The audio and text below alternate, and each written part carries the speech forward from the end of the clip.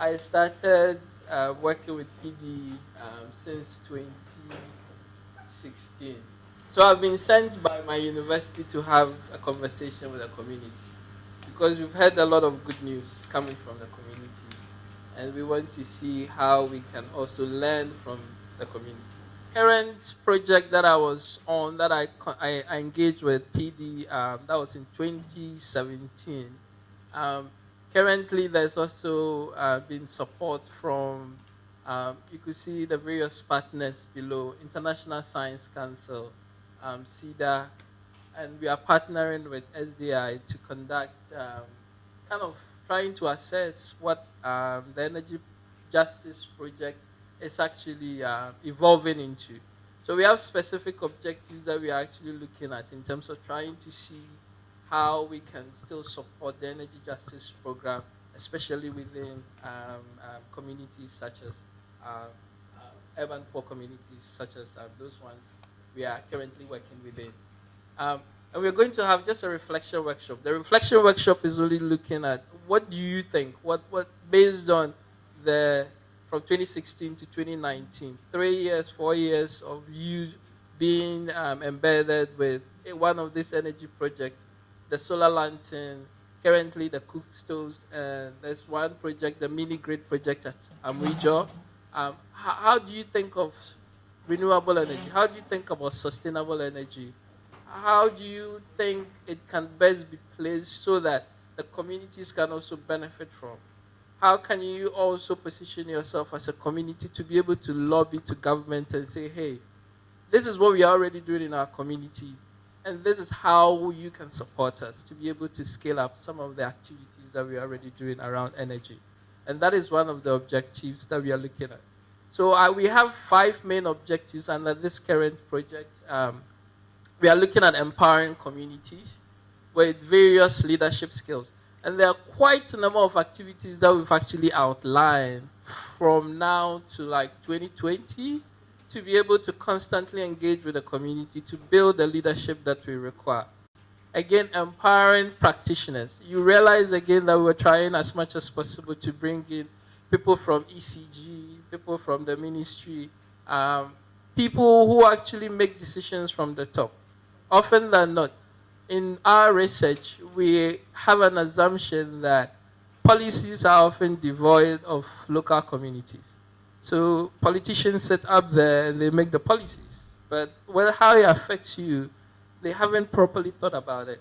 So if you as a community, you can be empowered to constantly engage with policymakers as to how can they also learn from you to improve policies that will also be critical. So these are some of the things that we are hoping to do with the federation leaders, with the various associations under this particular projects to support them with the various advocacy capacity so that they can engage with policy, they can engage with government and be able to lobby policymakers to be able to be very reflective of how they actually design policies.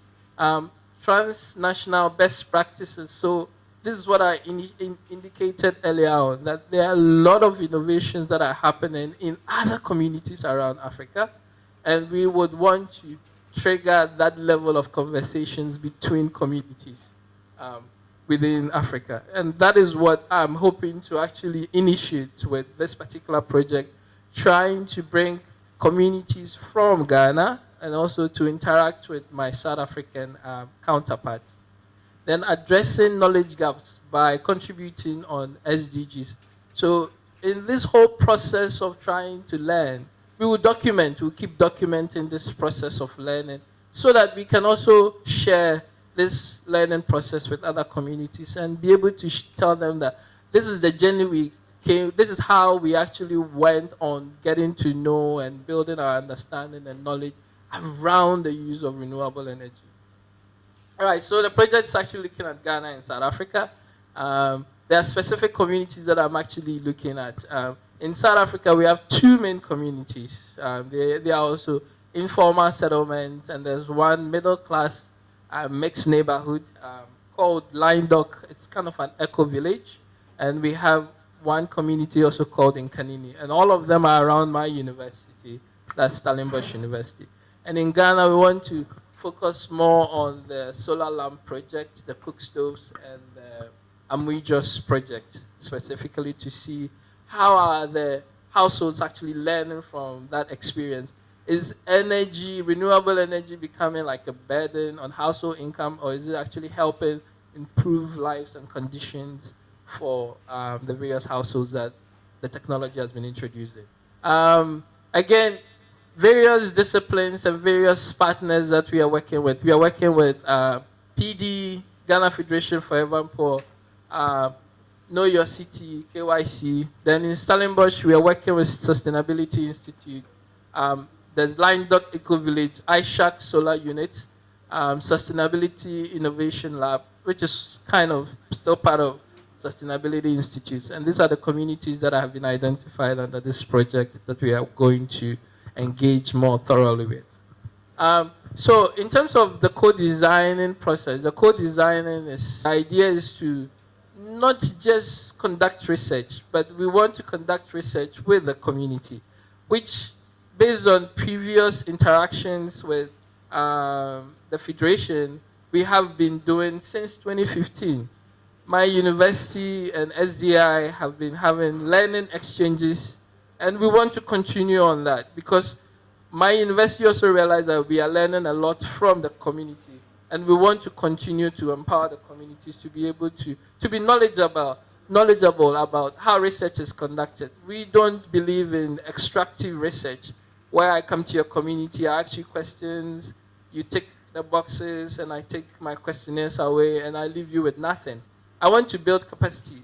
Capacities like what KYC has, where they document, use audiovisuals to document experiences through community engagement, further building capacity with regards to how then do I empower the community to collect their own data. So SDI community census and all that is one of these seeds that we want to see and scale up and support, because you're already doing something good, and that's the reason why we are always eager to kind of support and scale up for your community. Again, engaging and listening. We are more interested in listening. We are building capacity in terms of listening to communities more and water down or lower our own expectations. Because when you're an academic, there's a way you think that is often very different from the way the community thinks. And we don't want to kind of carry our own understanding. We want you to build your own understanding and make sense of whatever research that we conduct together, and exploring appropriate and effective strategies of engaging. We don't know the answer. The truth is, as an academic, we don't know what we are doing. You know what you're doing. You know what you're doing because whatever you do affects your own livelihood. So for that reason, your actions and your decisions should rather inform us, not we informing you. Because again, we want to understand, how do you learn? How does the community learn? Does the community learn from problems? How does the community understand its own issues and be able to say, okay, this is our problem, the government is not listening to us, how do we address it? These are some of the things that we are interested in engaging and getting from you. Yeah, so literally that is the overview of the research. My name is Abu Haruna O Fadama. I'm a member of the Ghana Federation of Urban Poor. And we work together with People's Dialogue on Islam, People's Dialogue on Human Settlement. And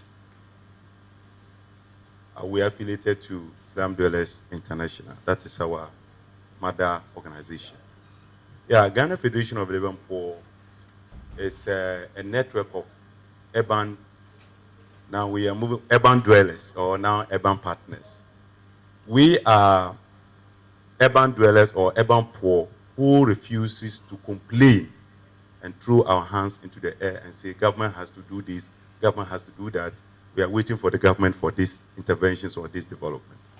We says we have our savings, we do our weekly meetings, we give our savings to ourselves as loans, we collect our own data, we construct our own sanitation units, we construct biofield toilets, in household toilets in Ashama and other places of Ghana.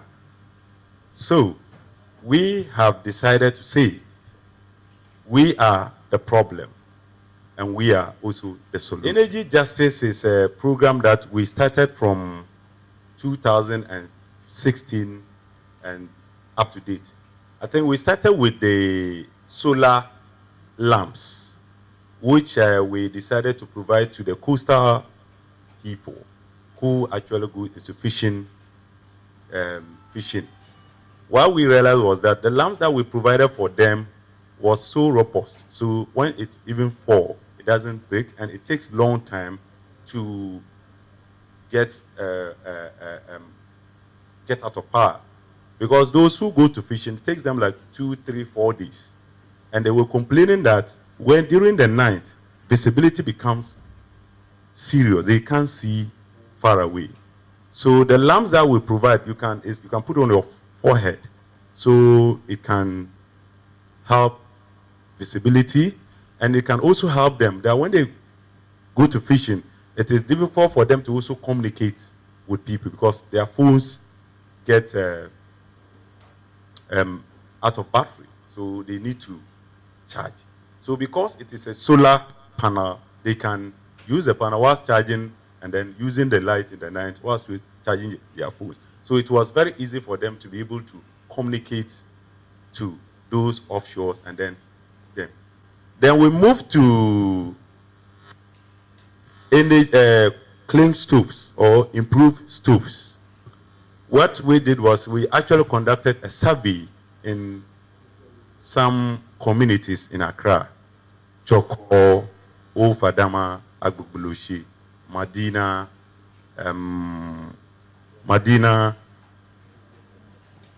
Jamestown, and Agbogboloshi, right? That was Shukura, 6 communities or 7. And then we realized that a lot of us were using coal pot as a source of energy or a source of cooking methods. And then a few people were using LPG gas. So what we realized was that they were spending so much money on coal, charcoal, because based on the research, we realized that the coal pot we use, 90% of the energy is being blown off because then it's gone. So we needed to have a stove that can actually use less charcoal and then give them enough energy to be able to cook. Because the complaint we had was that if LPG is now becoming expensive, and sometimes they won't even get. And some of us living in the slum communities, we believe that it's a disaster to us because it is easy to get the whole community burned because most of us, we don't even know how we use it proper. So we needed to have an alternative to this. So we came out with some stoves from EnviroFit, ICs, and Cookmate, which brought some improved stoves, which you can either use gel to power the stove, or you can use coconut husk, or you can use pieces of wood, and then you can also use charcoal, very little, to be able to cook or do whatever you want. So have you looked beyond government or government institutions within the country to international organizations that are interested in communities, poor communities or informal communities that are focused on using cleaner energy so that you can get funding to subsidize some of the things you need? So yes, it's a good question, but if you had gotten the formulation of this particular open forum right, we're supposed to get people from Energy Commission. You know, there's the Sustainable Energy for All department that looks at some of these things. Fortunately, there is the Ministry of Energy rep here. Of course, they sit at the top, but if it comes to policy implementation and technical things, then it's Energy Commission. Then we wanted PDS to come to also speak around. So the idea is that community has been able to mobilize themselves and they have started a certain project. In this case, is the clean cook stove. Now, what are the pro-poor policies or interventions within government circles that through this kind of discussions, through this kind of dialogue, my community people will be able to pick up and say that, okay, if this is already sitting there, what are the key milestones or steps that we can adopt to be able to benefit from such a thing? Currently, as it is through their own internal generation and resources that they are doing. Now, because their resources are not enough, this is just a bait. It's just a model for government to recognize that, okay, this is a self-helping group. And once there is room and or opportunity for us to even scale it up, why don't we take advantage of that? But once we started this project, we have seen some semblances of commitment from a Special Energy Commission. But most likely what they will end up telling you is that we don't have resources in terms of funding to support such a thing. But they will show their face, they will come and advise you. They will give their technical advice. We want to go beyond that, like you said. Of late, we have blackouts than before. And now we have many transformers than before. Okay. So my question now is, why do we have so many transformers and we don't have power? When it comes to things deals with electrical or energy, it has so many factors. The first one can be technical fault. If your machine can break at any time, and if you don't carry routine maintenance, can also cause or lead to the breakdown of the machine.